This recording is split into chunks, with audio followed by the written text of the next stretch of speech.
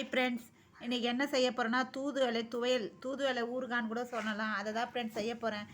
இதுதான் ஃப்ரெண்ட்ஸ். அதுக்கு வந்து நான் ஒரு பாக்கெட் தூதுவளை எடுத்திருக்கேன்.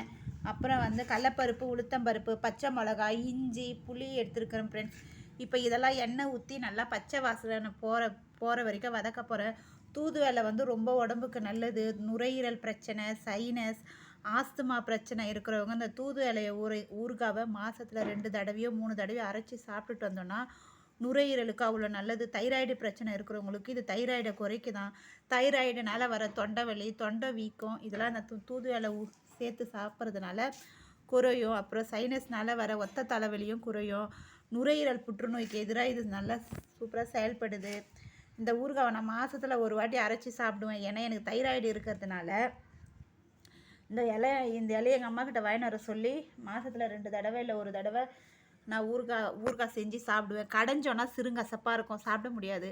ஊறுகாய் அரைச்சி சுட சுட சாதம் வடித்து அதில் போட்டு சாப்பிட்டோன்னா நுரையீரலுக்கு ரொம்ப ரொம்ப நல்லது. அதே போல் சைனஸ், ஆஸ்துமா, தைராய்டு பிரச்சனைக்கு இது ரொம்ப ரொம்ப நல்லது. இப்போ இதை எப்படி அரைக்கிறதுன்றதை வீடியோ பார்ப்போம். கடாய் வச்சாச்சு ஃப்ரெண்ட்ஸ். அதில் எண்ணெய் ஊற்றணும். எண்ணெய் நிறைய ஊற்றுனான்னு தெரில. கடாய் வச்சு எண்ணெய் ஊற்றின பிறகு பச்சை மிளகாய், இஞ்சி போட்டு பச்சை வாசனை போகிற வரைக்கும் வதக்கணும்.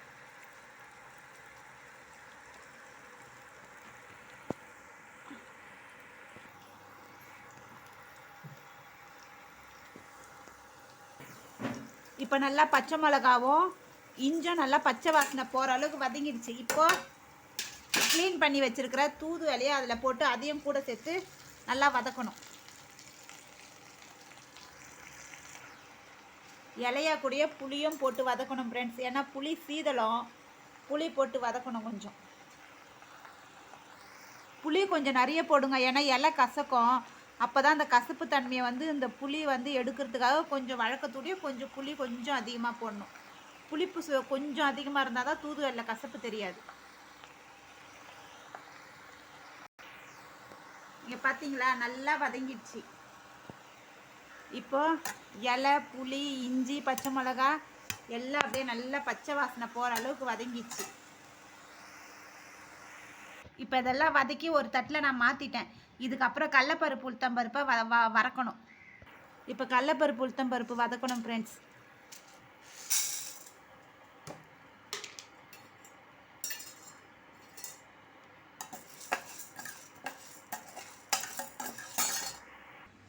இப்போ கடலப்பருப்பு, உளுத்தம்பருப்பையும் வறுத்தாச்சு.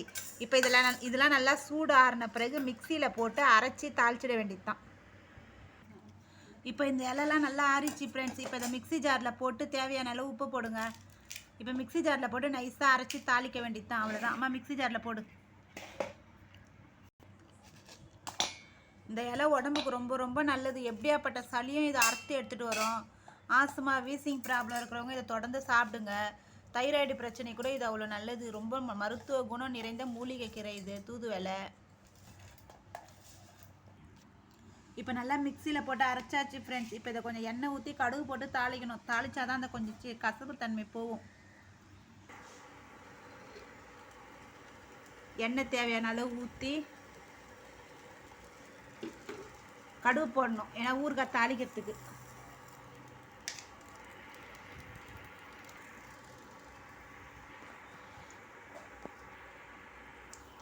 இப்போ கடுகு நல்லா பொரிஞ்சிச்சு. அரைச்சி வச்சுக்கிற ஊறுகாவை அதில் போட்டு நல்லா கிண்டுவோம்.